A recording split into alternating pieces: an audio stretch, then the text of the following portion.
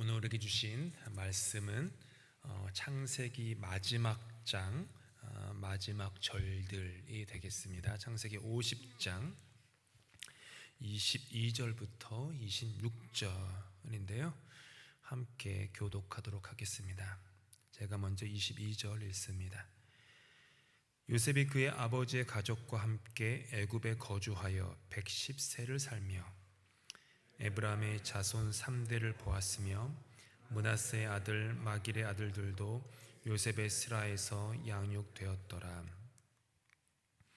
요셉이 그의 형제들에게 이르되 나는 죽을 것이나 하나님이 당신들을 돌보시고 당신들을 이 땅에서 인도하여 내사 아브라함과 이삭과 야곱에게 맹세하신 땅에 이르게 하시리라 하고, 요셉이 또 이스라엘 자손에게 맹세시켜 이르기를 하나님이 반드시 당신들을 돌보시리니 당신들은 여기서 내 해골을 메고 올라가겠다 하라 하였더라. 함께 있습니다. 요셉이 110세의 죽음에 그들이 그의 몸에 향재료를 넣고 애굽에서 입관하였더라. 아멘.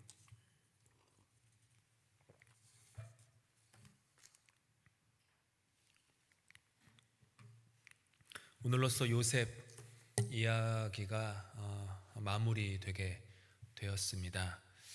21번째 시간이고 요셉의 죽음을 보면서 또 창세기 마지막 장을 보면서 우리에게 주시고자 하는 하나님의 메시지를 묵상하고자 합니다. 요셉의 그 지난 인생 여정을 돌아보면서 좀 한 번 더 묵상하고 싶으신 분들은 유튜브에서 설교 찾아보시면서 한번 좀 공부해 보셔도 도움이 되리라 생각합니다. 이게 멀리 있는 성경의 이야기로 보면요, 이게 내 삶에 별로 그게 없어요. 내 삶에 어떤 영향력이 없어요. 근데 이 이야기가 나의 이야기구나, 우리 가정의 이야기구나, 이 교회의 이야기구나, 우리가 지나왔던 이야기고 우리 지금의 이야기고 우리의 앞으로의 이야기구나 라고 이렇게 좀, 왜냐면 하나님은 어제도 계시고 오늘도 계시고 내일도 계시는 분이잖아요. 그러면 요셉의 하나님이 우리의 하나님이잖아요. 요셉의 삶에 관여하셨던 하나님이 여전히 우리의 삶에도 같은 방식으로 관여하시는 분이시라는 거잖아요. 그러면 요셉의 인생을 또 그 전에 우리 야곱 봤고요, 또 그 전에는 아브라함을 봤던 것처럼 이 세 명의 신앙의 인물들의 삶에 간섭하셨고, 이들이 정말 우리가 지금 아브라함, 이삭, 야곱, 요셉 그러면 신앙의 대단한 사람들을 생각하는데요, 아닙니다. 아니에요. 그들은 저와 여러분보다도 훨씬 더 부족한 사람들이었고요, 훨씬 더 해선 안 될 죄를 저질렀던 사람들이었어요. 성경이 말하는 것은 그들이 인간적으로 훌륭한 위인이었다라고 하는 위인전을 쓰진 않아요. 성경이 말하는 것은 봐라, 아브라함도 야곱도 요셉도 정말 부족한 인생이지만 그런 인생에 하나님이 함께 하셨다. 하나님이 함께 하시니까 그들의 인생에 의미가 주어졌고 그들의 인생을 통하여서 이스라엘이라는 그런 하나님의 구속사가 이렇게 펼쳐지게 됐다. 이 얘기를 하는 거예요. 그러니까 우리가 이들을 대단한 사람으로 봐서는 안 되고요, 하나님의 간섭, 하나님의 역사, 하나님의 그런 개입하심, 이런 것들로 봐야 됩니다. 그래서 오늘은 요셉의 죽음이에요.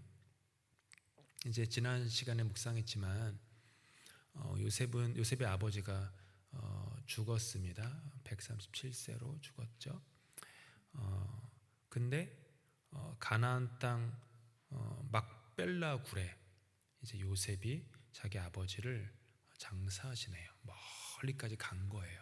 성대한 장례식이 있었죠. 그리고 이제 요셉은 애굽으로 돌아옵니다. 성경은 그 다음에 어떤 일들에 대해서 시시콜콜 얘기하지는 않아요. 그냥 바로 넘어가요. 요셉이 애굽에서 110세를 살았다. 110세. 향년 110세를 사는 동안에 요셉은 자신의 두 아들이죠, 므낫세 그리고 에브라임, 이들에게서 태어난 증손자들까지 보았다라는 거예요. 그러니까 하나님께서 요셉의 인생에 큰 축복을 하셔서 장수하고 이렇게 아들의 또 아들의 아들의 아들의 아들의 아들의 이렇게 보는 그런 축복을 주었다라는 거죠. 이것은 축복이에요. 참 하나님이 주시는 소중한 축복이죠. 지난 시간에 공부한 대로 요셉의 아버지 야곱은요, 죽기 전에 그 축복을 하면서 요셉의 두 아들들을 양자로 입적을 했죠. 그래서 요셉의 두 아들들은 요셉의 아들이었음에도 불구하고 야곱 아들의 신분이 되어서 요셉의 형들과, 그러니까 자기의 삼촌들과 맞먹는 신분으로 그 지파의 우두머리로 세워져요. 요셉은 자기의 이제 아들들이 자기의 형들과 같은 학렬에서 한 지파의 그 선조로서 세워지는 것을, 그 시작을 본 거죠. 요셉은 이렇게 듬직하게 아들들이 성장하는 모습을 보았습니다. 그리고 3대의 후손들이 그것을 보면서 자손들이 번성하는 것도 요셉이 보게 되죠. 이게 참 큰 축복이에요. 그렇게 축복을 누리면서 110세를 살아요. 이 110이라고 하는 숫자는요, 고대 이집트에서 인간이 가장 이상적인 삶을 살았을 때 살 수 있는 숫자를 110으로 봤어요. 이집트 고대 문헌에 보면 굉장히 지혜로운 사람이나 특별히 이집트의 신들로부터 축복받은 사람이 110이라는 향년을 향수하다가 간다는 이런 기록들이 많이 남아 있거든요. 그래서 고대 이집트죠. 지금은 아니고 고대 이집트인들에게 110이라는 숫자는 되게 중요했던 것 같아요. 요셉이 그렇게 살았죠. 하나님 앞에서 요셉은 참 신실했습니다. 그런데 젊었을 때는요, 우리가 지난 몇 달 동안 묵상한 대로 고난이 무지하게 많았어요. 역경, 고난, 환난, 폭풍, 풍랑, 그냥 너무너무 많았어요. 그런데 요셉에게 있었던 건 뭐냐면 하나님을 사랑하고 하나님께 순종하는 삶을 살았다라는 거예요. 비록 그의 젊은 시절에는 역경과 고난이 많았지만 그럼에도 불구하고 믿음으로 인내하고 하나님께 순종함으로 말미암아 그의 남은 인생은 평안하고 복된 삶이 되었다.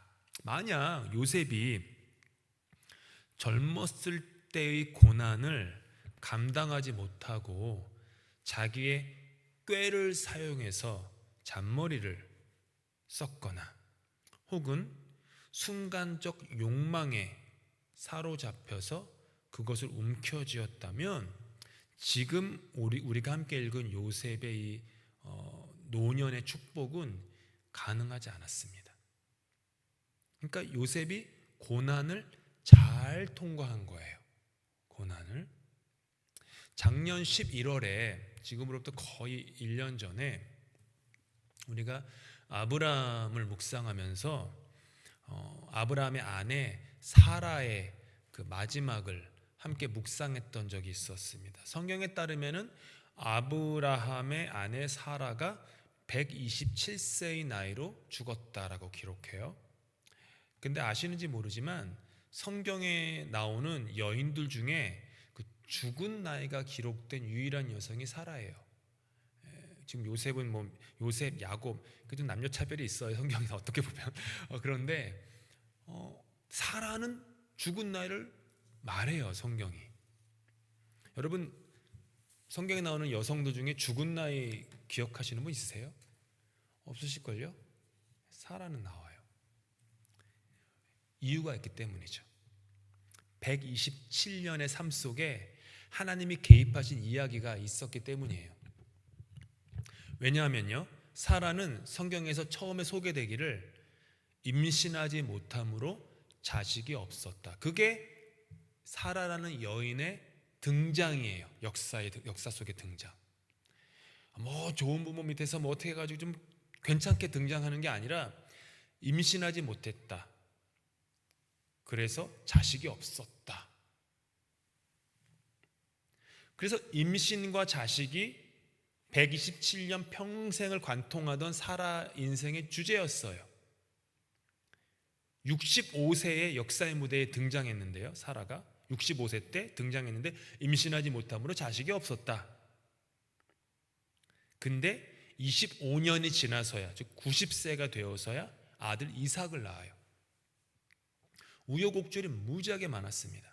남편은 자기를 누이라고, 우리 지난 말씀 축제 때 들은 것처럼 남편은 자기를 누이라고 2번이나 거짓말하고요. 그래서 다른 남자의 아내가 될 뻔하기도 하였고요.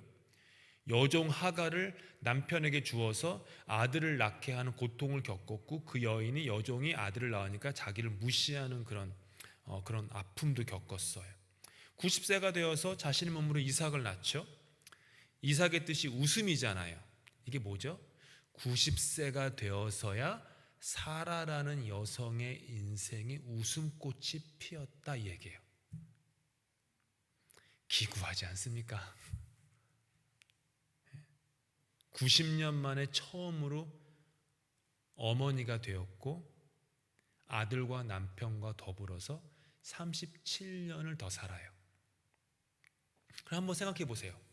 90년의 인생이 여기 있어요. 37년의 인생이 여기 있어요. 90년 동안의 삶은 고통, 비웃음, 질투, 기약 없는 기다림, 광야 이런 거였어요. 그런데 37년의 인생은 충만과 웃음의 삶이었어요. 지난 90년의 삶이 질곡의 삶이었다면 이후의 37년의 삶은 아름다운 삶이었다라는 거예요. 축구 좋아하시죠? 축구에서요, 전반전에 아무리 이겨도요, 후반전을 이기지 못하면요, 경기에서 지는 겁니다. 그게 축구예요. 인생은 전반전이 아름다워야 되는 게 아니라 후반전이 아름다워야 돼요. 전반전이 아무리 아름다워도요, 후반전이 아름답지 못하면 사람들은 그 사람의 인생을 아름답지 못했다라고 기억해요. 하지만 전반전에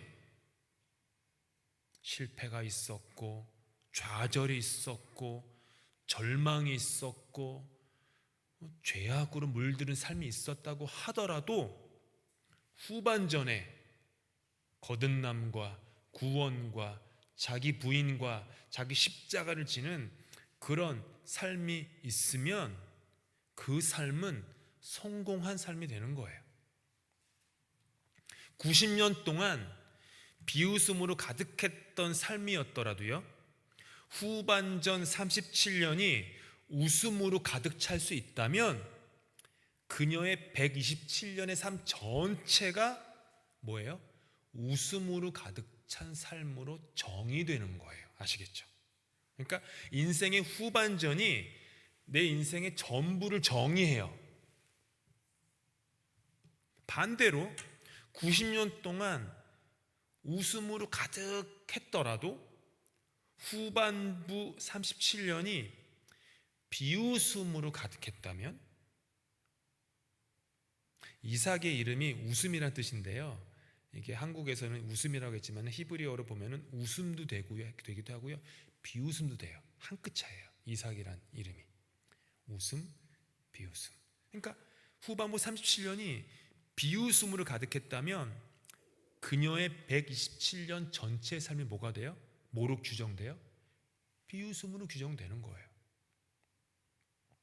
우리 잊지 않으시면 좋겠어요. 저를 포함해서 젊은 시절의 신앙이 아무리 좋았다 하더라도요, 말년의 신앙이 안 좋으면 결국 내 인생 전체는 믿음이 안 좋은 삶으로 해석되는 거예요. 그래서 우리가 찬송으로 오늘 계속 불렀던 것처럼 인생은 주님 앞에 불려지는 그날까지 계속해서 성장하고 성숙하고 깨어지고 부서지고 낮아져야 돼요. 내가 젊은 시절에는 예수 잘 믿었지. 소용없어요. 내가 젊은 시절에는 좀 한가닥했지. 아니에요. 지금 요셉이 그런 말년을 보냅니까? 야곱이 아브라함이 그런 말년을 보냅니까? 죽음을 앞두고 내가 젊을 때는 예수님 하나님 잘 믿었었는데 이런 말 안 하잖아요. 끝까지, 이제 앞으로 뒷부분에 보겠지만 끝까지 하나님 앞에 신실하고 끝까지 하나님 앞에 성실하고 끝까지 주님 앞에서 자기의 영혼을 갈고 닦아요. 요셉이 그랬어요. 젊은 날에 수없이 많은 고난을 겪어야만 했지만 믿음으로 이겼어요. 아니, 하나님이 요셉에게 은혜를 베푸사 이기게 해주셨어요. 그래서 요셉은 110세를 살면서 하나님이 주신 축복을 가득 누리며 살았다. 이제 요셉은 자기에게 죽음이 다가오는 것을 느끼고 있습니다. 그래서 자기의 형제들이 보는 가운데 유언을 해요. 성경은 이게 아마도 형제들이 자기보다 나이가 많으니까 먼저 죽은 형들도 있었을 거예요. 근데 누군지는 모르겠지만 아무튼 생존하고 있는 형들이 모였겠죠. 유언을 해요. 근데 요셉의 유언은 나 자신의 죽음만이 아닌 민족의 미래에 대한 유언이었어요. 24절인데요. 함께 읽습니다. 시작. 나는 죽을 것이나 하나님이 당신들을 돌보시고 당신들을 이 땅에서 인도하여 내사 아브라함과 이삭과 야곱에게 맹세하신 땅에 이르게 하시리라. 야곱의 유언처럼 요셉도요, 하나님께서 이스라엘을, 우리 민족을 애굽에서 반드시 이끌어내시리라고 유언해요. 그러니까 미래에 대한 소망을 남은 자들에게 남겨두고요, 하나님 품으로 돌아간 거예요. 사람이 언제 제일 정직할까요? 죽음의 자리에서 사람은 가장 정직하다고 합니다. 잠언에서는 그래서 결혼식장 자꾸 찾아가지 말고 장례식장 찾아가라고 얘기해요. 삶의 지혜는 결혼식장이 아니라 장례식장에 있다. 그거예요. 삶의 지혜는 무덤에서 배우는 거예요. 왜냐하면 죽음 앞에서는 종교를 떠나서 누구나 다 가장 정직해지거든요. 가장 정직해져요. 죽음 앞에서는요, 어느 누구도 허세를 못 부려요. 허영도 못 부려요. 거짓 설 자리가 없어요. 요셉은요, 한평생을 하나님을 사랑하며 살았습니다. 그는 증조부 아브라함, 할아버지 이삭, 아버지 야곱처럼 하나님으로부터 직접 음성을 들은 적이 없어요. 창세기에 나오는 그 믿음의 조상들 중에 유일하게 하나님과 직접 만나보지 못한 사람이 요셉이에요. 아브라함도, 이삭도, 야곱도요, 다 그러니까 직접 계시, 다이렉트로 하나님을 만나요. 그래서 계속 하나님이 간섭하셔서 그렇게 직접 말씀하셔서 그들의 인생이 이렇게 막 튜닝이 돼요. 요셉은요, 성경에 보니까 단 한 번도 하나님으로부터 직접 말씀을 듣지 않아요. 우리랑 똑같죠. 그럼에도 불구하고 요셉은 하나님을 향한 신앙을 견지했어요. 요셉이 이래서 훌륭한 거예요. 이제 창세기에서 출애굽기로 넘어가는 다리 역할을 하는 거거든요. 창세기 때에는 하나님이 직접 인간에게 말씀하셨다. 심지어 에덴 동산에 하나님이 함께 그들과 걸었다, 거닐었다, 동산을. 그러니까 하나님이 늘 직접적으로 함께 하셨는데, 이제 창세기가 끝나고 출애굽을 가면서 이제 하나님이 직접적으로 말하는 게 아니라, 하나님이 직접 계시가 아니고 우리가 그럼에도 불구하고 하나님을 따르겠느냐, 신실하겠느냐, 성실하겠느냐, 그거를 지금 묻는 것이죠. 요셉은 그렇게 살았어요. 하나님이 주신 그 꿈이 있었어요. 그거를 가슴에 품고 살았다라는 것이죠. 그 꿈 때문에 소망 속에서 살았던 것이죠. 그랬던 그였기에 죽음 앞에서도요 소망의 꿈을 꾸며 죽습니다. 이스라엘 후손들이 이집트에 사는 동안 하나님께서 그들을 돌보실 거야 라는 소망을 말해요. 또 언젠가 먼 훗날 하나님이 그들을 찾아오실 거야 라는 소망을 말해요. 그리고 그 하나님께서 그들의 선조 아브라함과 이삭과 야곱에게 언약하신 대로 그들을 약속의 땅으로 인도하여 내실 거다라는 그런 소망을 전해요. 이게 요셉의 유언이에요. 나 죽은 다음에 양지 바른 곳에 묻어둬라 이런 얘기가 아니에요. 요셉은 지금 소망을 전하고 있어요. 여러분 소망을 가지십시오. 어떤 환경에서든지 소망을 가지십시오.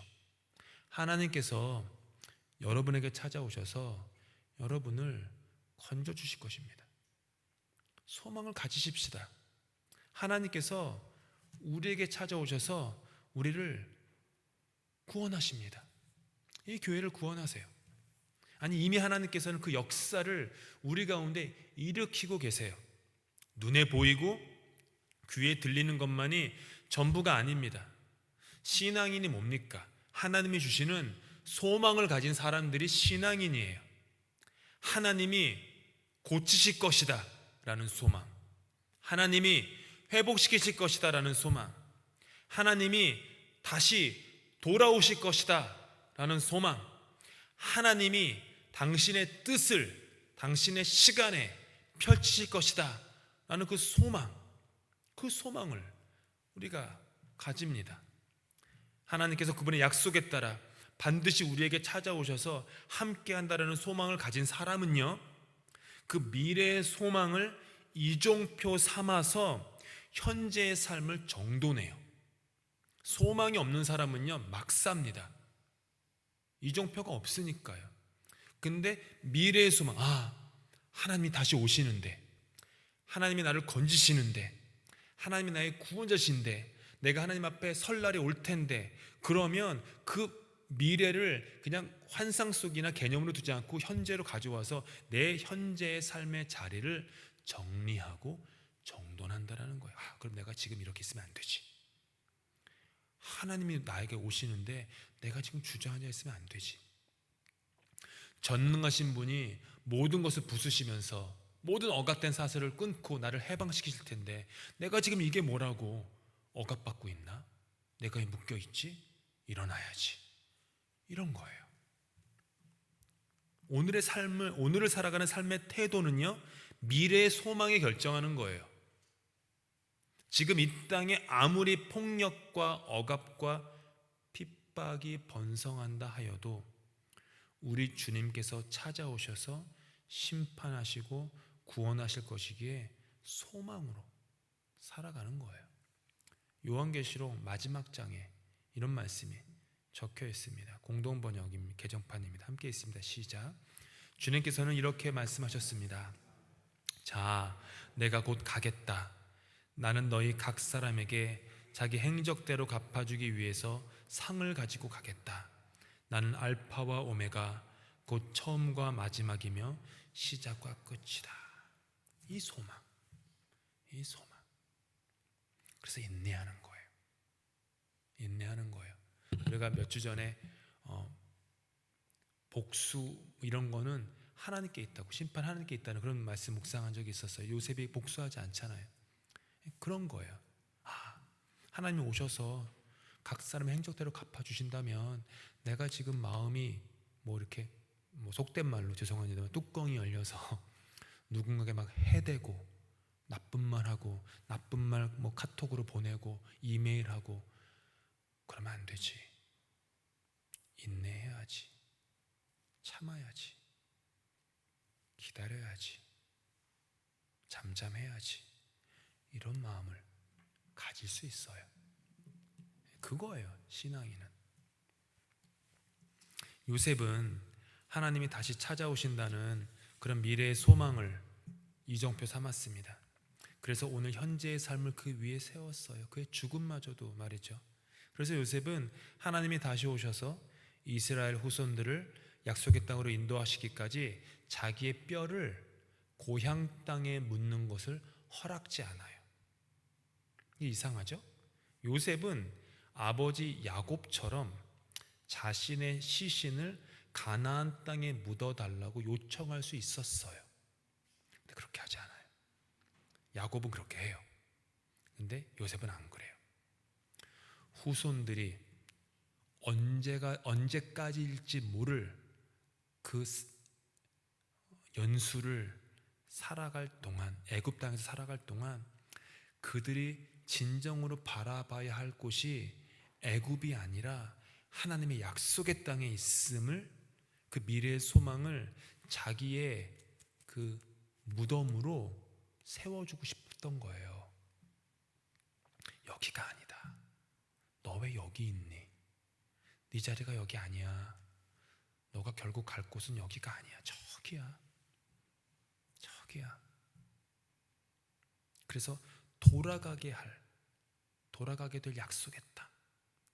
그래서 그 땅을 소망하며 그들의 얼마일지 몰라요. 지금 요셉이 결국은 430년이라는 시간이 필요했지만 어찌됐건 요셉은 얼마일지 모르는 그 시간 동안에 그들이 인내하며 소망 가운데 살기를 원했던 거예요. 그래서 자기의 죽음으로써 표대를 세운 거예요. 얼마나 위대합니까? 로마서 말씀 함께 있습니다. 시작. 다만 이뿐 아니라 우리가 환난 중에도 즐거워하나니 이는 환난은 인내를, 인내는 연단은 소망을 이루는 줄 알미로다. 아멘. 정말 그렇지 않습니까? 정말 그래요. 요셉은 이렇게 죽습니다. 그의 죽음은요, 단순한 죽음이 아니었어요. 미래의 소망을 현재의 땅에 심는 겨자씨 한 알이 되었던 거예요. 그리고 그의 죽음은 단절이 아닌 연결이 되었어요. 이게 뭐냐 하면 지금 이거예요. 제가 그냥 묵상하다가 그냥 이런 생각이 들었어요. 요셉의 죽음은 경첩과도 같았다라는 거예요. 문이 있는데 문을 여닫는 것은 경첩으로 하죠. 그러면 문 이편의 세상이 있고 문 저편의 세상이 있어요. 문 이편의 창세기와 문 저편의 출애굽, 그거를 잇는 경첩이 뭐예요? 요셉의 죽음이에요. 그걸로써 요셉이 잇는 거예요, 이 사이를. 요셉이 만약 그냥 애굽에 묻혀버렸다면, 영원히 묻혀버렸다면요, 창세기는 창세기로 끝나는 거예요. 창세기에 담긴 하나님의 약속이 출애굽 시대까지 이어지지 못하는 거죠. 그러니까 지금 요셉은 자기의 죽음이 끝이 아님을 지금 아는 거예요. 그래서 내 죽음은 끝이 아니라 연결이다. 새로운 시대, 족장 시대가 끝나고 이스라엘의 12지파의 시대, 출애굽의 시대, 가나안 땅의 시대, 그 시대로 이어지는 경첩이다. 자기의 죽음으로써 이 땅의 현실과 저 땅의 현실을 연결시키는 것이죠. 이게 신앙인이죠. 우리가 신앙의 어른으로서 후손들에게 줄 수 있는 것은 그들에게 경첩이 되어주는 거예요. 이 땅의 현실과 하나님 나라의 현실을 연결시켜주는 삶. 눈에 보이는 것이 다가 아니야. 귀에 들리는 것이 다가 아니야. 네 기분, 네 감정이 다가 아니야 라고 하는 그런 것. 요셉은 애굽에 정주하지도 그 땅을 영원한 안식처로 삼지도 않습니다. 약속의 땅에 사모하는 것, 그게 성도의 신앙이요, 소망이죠. 하나님을 소망하고 계십니까? 우리가 아까 불렀던 세 개의 찬양은요, 전부 다 하나님 향한 소망이에요. 미래에 대한 소망. 하나님께서 다시 오셔서 여러분을 하나님의 약속의 땅으로 인도하여 내실 거라는 그 약속을 소망하고 계십니까? 이 교회는 하나님께서 다시 오셔서 이 교회만 갈 수 있는, 또 가야만 할 그 약속의 땅, 그곳으로 하나님이 인도하실 거라는 그 약속을 우리는 소망하고 있습니까? 창세기는 이렇게 맞춰요. 함께 있습니다. 시작. 요셉이 110세의 죽음에 그들이 그의 몸에 향재료를 넣고 애굽에서 입관하였더라.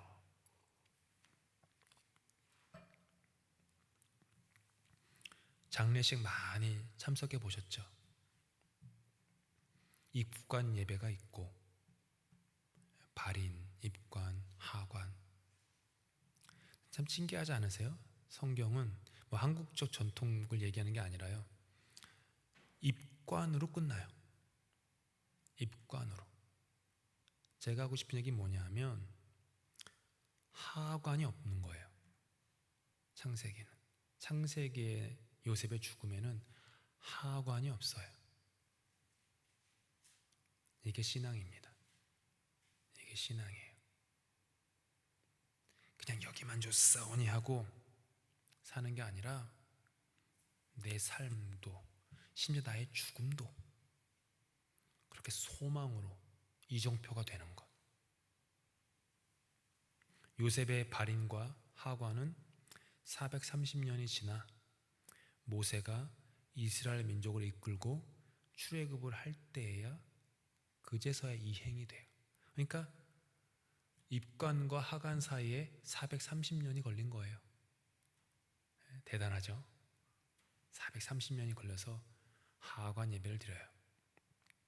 요셉이 의도한 거예요. 그 430년 동안 소망으로 살아라. 인생이 쉽지는 않을 거다. 어려울 거다.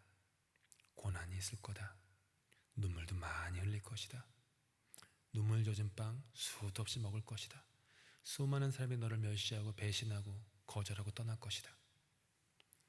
그래도 봐라. 나는 입관 예배만 드렸다. 아직 하관의 때는 오지 않았다. 하관의 때는 여기가 아니다. 저 약속의 땅, 저 소망의 땅, 나는 그곳에서 하관될 것이다. 그러니 내 후손들이여, 소망으로 살아라. 믿음으로 살아라. 인내하여라. 주 너의 하나님만 바라보아라. 이 얘기를 지금 요셉이 죽음으로써 하는 거예요. 출애굽기는 이렇게 말합니다. 이게 요셉의 하관이에요. 읽습니다. 시작. 모세가 요셉의 유고를 가졌으니 이는 요셉이 이스라엘 자손으로 단단히 맹세하게 하여 이르기를 하나님이 반드시 너희를 찾아오시리니 너희는 내 유고를 여기서 가지고 나가라 하였음이더라. 430년 후에 이것이 이루어집니다. 우리 주님께서 여러분에게 소망을 주시기를 기도합니다. 이 교회 가운데 소망 위에 소망을 부어주시기를 간절히 바랍니다. 부침이 많았던 우리 교회였지만 요셉처럼 미래의 소망을 다 가질 수 있기를 바랍니다. 아주 어린 나이에서부터 나이든 노년에 이르기까지 한국인이건 영어를 하는 사람이건 또 우리 영어에 배우는 멕시코 교인들이건 대만 교인들이건 또 중국 교인들이건 그들 모두가 다 정말로 요셉처럼 미래의 소망을 가지고 살면 좋겠어요. 이 교회에서 그 소망을 발견하면 좋겠어요. 어떠한 형편에서든지 하나님이 이 교회를 돌보실 것입니다. 우리가 하나님을 돌봐 드리는 게 아니에요. 하나님이 우리를 돌봐 주시는 겁니다. 우리가 교회를 지키는 게 아니라 하나님이 우리 교회를 지키는 것입니다.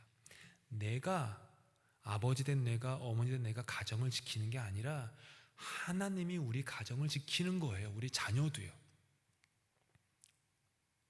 하나님께서 인도하여 주실 것입니다. 그리고 우리로 하여금 약속하신 새 땅에 이르도록 하여 주실 것입니다. 신앙의 어른들이 여기 대부분 다 모여 계십니다. 여기 반주자, 안찬주, 청년을 빼놓고는 대부분 다 신앙의 어른들이고 교회의 어른들이고 집안의 어른들이세요. 어른된 우리가 창세기와 출애굽기의 사이에서 신앙과 믿음의 경첩이 되어 그들에게 새로운 세계의 문을 활짝 열어주십시다. 우리 때문에 문이 닫히면 안 돼요. 목사 때문에 문이 닫히면 안 돼요. 그렇잖아요. 이 새파란 젊은 세대들이 이 땅의 현실만이 아니라 저 너머에, 요단강 건너에, 제가 그냥 천국을 얘기하는 게 아니라 하나님이 이루실 그 나라, 사자와 어린 양이 뛰놀고 독사굴에 어린애가 손을 넣어도 해할 것을 두려워하지 않는 그런 하나님의 나라, 높은 산은 낮아지고 낮은 산은 높아지는 그런 하나님의 나라, 그런 하나님의 나라, 그 저편, 강 건너편의 그 세상, 그것들을 볼 수 있도록 어른된 우리가 문을 열어줘야 되는데, 문을 열어서 한번 보라고, 빼꼼히 한번 보라고, 저기가 있어, 이게 다가 아니야, 그러니까 힘내, 기운내, 좀만 더 달려봐, 인내, 이렇게 좀 파이팅을 해줘야 되는데 우리가 문을 닫아버린다면 어떻겠습니까? 계속해서 문을 엽시다. 예수님이 자기의 몸으로써 문을 여신 것처럼 문을 여십시다. 예수님께서 자기의 몸으로써 높이 쌓인 담을 허무셔서 그 특별한 사람들만 구원받는다는 그 높은 담, 바리새인들이 쌓은 높은 담 다 허무시고 만민이, 유대인이나 이방인이나 다 주님의 나라에 들어올 수 있는 그렇게 편만한 그런 그렇게 해주신 그 그래브를 하신 거죠. 땅을 하신 거예요. 그런 세상, 그런 세상의 경첩이 되십시다. 기도와 헌신으로 우리의 사랑과 인내로 말이죠. 이로써 요셉의 이야기를 다 마쳤습니다. 21주 동안 했는데요. 나중에라도 복습하신 분들은 유튜브에 자료가 있고요. 글을 보시는 게 더 좋겠다라는 분은 저에게 요구하시면 또 제 설교문 또 드릴 수 있으니까 좀 한 번 더 곱씹고 하시면 좋겠습니다. 다음 주부터는 뭘 할지 아직 기도 중에 있습니다. 제가 아직 기도하고 있어요. 아마 여러 가지 생각이 좀 있는데요. 이번 주 주보에는 나갈 겁니다. 그래서 제가 좀 기도하고 좀 나누도록 하겠습니다. 함께 기도하고요. 주님께서 같이 기도로 예배 마칩니다. 하나님, 요셉의 이야기를 마쳤습니다. 참 경종을 울리는 죽음이었습니다. 자신의 죽음으로조차도 먼 훗날 후손들이 바라봐야 될 신앙의 이정표를 세웠던 요셉의 모습 속에 우리의 삶을 돌아봅니다. 지금 우리는 얼마나 우리 등을 바라보며 따라오는 우리의 자녀들, 손들에게 또 교회의 또 여러 가지 후손들에게 어떤 신앙의 경첩이 되어 주었는지 돌아봅니다. 그리고 주님 감사합니다. 이 교회에 그렇게 좋은 신앙의 아름다운 경첩이 되어 주고 있는 어른들이 참 많아서 주님을 찬송하며 주님께 감사드립니다. 그렇게 그 어른들의 등을 바라보며 우리 후대들이 신앙의 경주를 해나가고 그들이 하나님의 나라를 꿈꾸며 온 열방에 나가 하나님의 나라를 전파하며 눈먼 자를 눈뜨게 하고 주저앉은 자를 일으켜 세우고 저는 자를 일으켜 세우고 어둠 가운데 빛을, 소망을 전파하는 그런 귀한 세대들로 곳곳에서 일어날 수 있도록 우리 교회를 주님께서 축복하여 주시옵소서. 주님께서 같이 기도로 우리 예배 마칩니다. 하늘에 계신 우리 아버지, 아버지의 이름을 거룩하게 하시며 아버지의 나라가 오게 하시며 아버지의 뜻이 하늘에서와 같이 땅에서도 이루어지게 하소서. 오늘 우리에게 일용할 양식을 주시고 우리가 우리에게 잘못한 사람을 용서해 준 것 같이 우리 죄를 용서해 주시고 우리를 시험에 빠지지 않게 하시고 악에서 구하소서. 나라와 권능과 영광이 영원히 아버지의 것입니다. 아멘.